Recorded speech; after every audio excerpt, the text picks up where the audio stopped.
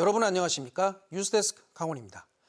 아침 저녁으로 날씨가 쌀쌀해지면 어김없이 연탄에 의지해 겨울을 지내는 사람들이 있습니다. 바로 에너지 빈곤층입니다. 이들을 위해 연탄을 무료로 나누는 봉사가 올해도 시작됐지만 코로나19로 급감했던 봉사자 수가 쉽게 회복되지 않고 있습니다. 이송미 기자가 현장에 다녀왔습니다. 트럭에서 3.6kg짜리 연탄을 꺼냅니다. 지게에 한 장 한 장 포개어 쌓아놓습니다. 곧이어 연탄 난로 옆에 다시 내려놓고를 수십 번 반복합니다. 저는 지금 이 3.6kg 연탄 6개를 쥐고 있는데요. 이 정도면 이틀 정도 뗄 수 있는 양입니다. 오늘 한 집에 배달한 연탄은 모두 200장. 이처럼 에너지 빈곤층을 위해 매년 연탄을 무료로 나눠주는 연탄은행의 활동은 재개됐지만 봉사자는 해가 갈수록 줄고 있습니다. 하루에 석 장 들어가대요. 아무리 맞고 떼도 너무 막아놓으면 또 추워서 저기요. 코로나19 이전만 해도 춘천 지역은 매년 단체 200곳에서 5천 명 가까이 도움의 손길이 이어졌지만 지난해에는 1,000명으로 뚝 떨어졌습니다. 올해도 연탄은행이 활동을 시작한 지 2주가 넘었지만 단체 봉사는 아직 한 건도 이뤄지지 못했습니다. 예년보다 빨리 찾아온 추위에 급기야 직원들은 먼저 연탄을 배달하기 시작했습니다.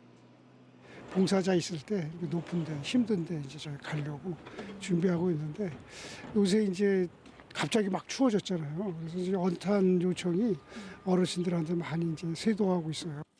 도내에서 연탄을 사용하는 집은 모두 19,000여 가구.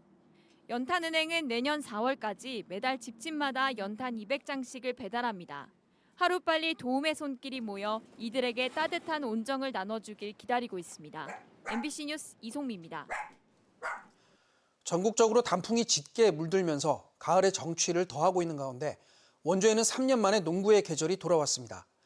오랜만에 경기장을 가득 채운 팬들은 뜨거운 함성으로 선수들을 응원하며 농구 명가의 재건을 응원했습니다. 권기만 기자가 보도합니다. 오랜만에 농구장이 팬들의 박수와 응원 소리로 가득 찼습니다. 바로 눈앞에서 펼쳐지는 선수들의 화려한 개인기와 투지 넘치는 플레이에 잠시도 눈을 떼지 못합니다. 코로나 영향으로 3년 만에 전좌석 입장이 가능해지면서 조용했던 농구장의 응원 열기가 다시 달아오르기 시작했습니다. 오랜만에 땀 흘리면서 응원하니까 더 재밌고 좋아요. 선수들은 짜릿한 역전 드라마를 선보이며 경기장을 더욱 뜨겁게 달궜습니다.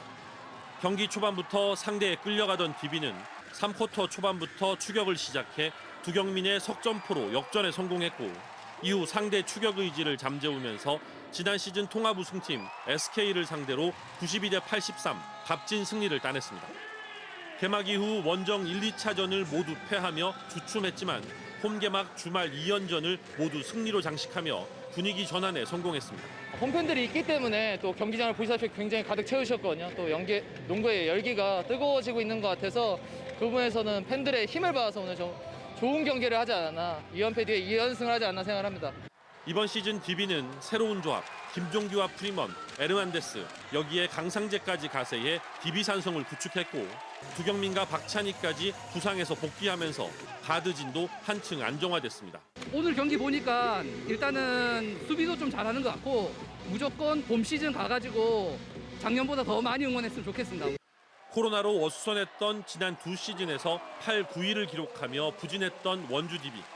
올해는 돌아온 팬들의 뜨거운 응원에 힘입어 농구 명가 재건에 성공할 수 있을지 주목됩니다. MBC 뉴스 권기만입니다.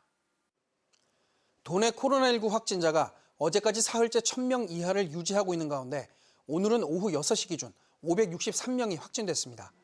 시군별로는 춘천 168명, 원주 134명, 강릉 63명, 속초 28명, 인제 27명 등으로 누적 확진자는 74만 5천 명을 넘겼습니다.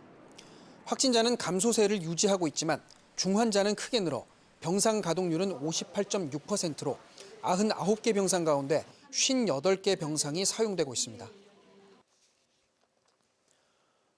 더불어민주당 강원도당이 김진태 지사의 금융 무지와 무책임이 강원도의 신용을 떨어뜨리고 대한민국 금융시장도 패닉에 빠뜨렸다고 논평했습니다.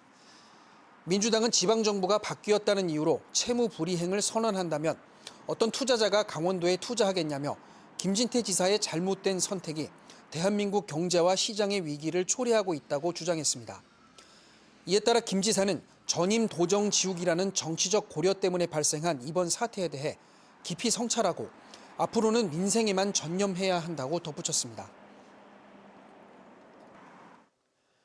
최근 3년간 강원 지역 초등 돌봄 교실 수용률이 떨어져 대기자 수가 늘어난 것으로 나타났습니다.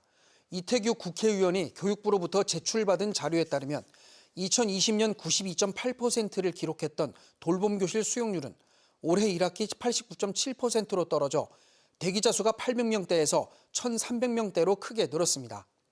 초등 돌봄 교실 수용률이 90% 미만인 곳은 전국 17개 시도 교육청 중에서 제주와 강원뿐입니다. 원주시의 어린이 공원과 놀이터 등이 금주구역으로 지정돼 운영됩니다.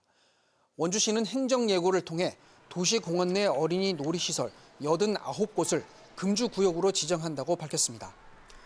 내년 말까지 계도 기간을 거친 뒤 2024년부터 해당 장소에서 술을 마시다 적발되면 과태료가 부과됩니다. 지난해 개정된 국민건강증진법에 따라 지방자치단체장은 어린이 놀이시설이나 청소년 활동시설을 금연구역처럼 금주구역으로 지정해 운영할 수 있도록 하고 있습니다.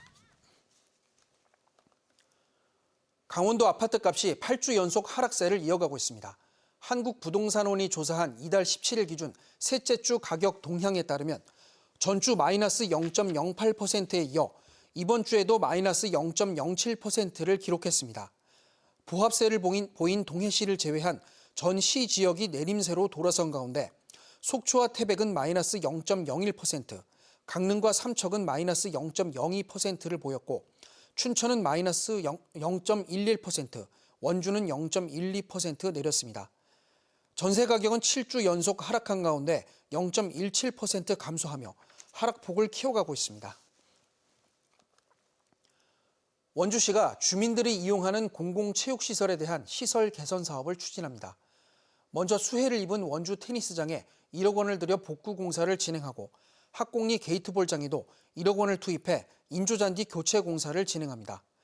무실 다목적 구장에는 탄성 포장재를 설치하고 치약 테니스장 창호 교체, 이화 게이트볼장 진입로 난간 설치, 취병 파크 골프장에도 예산을 투입해 시설을 확충합니다.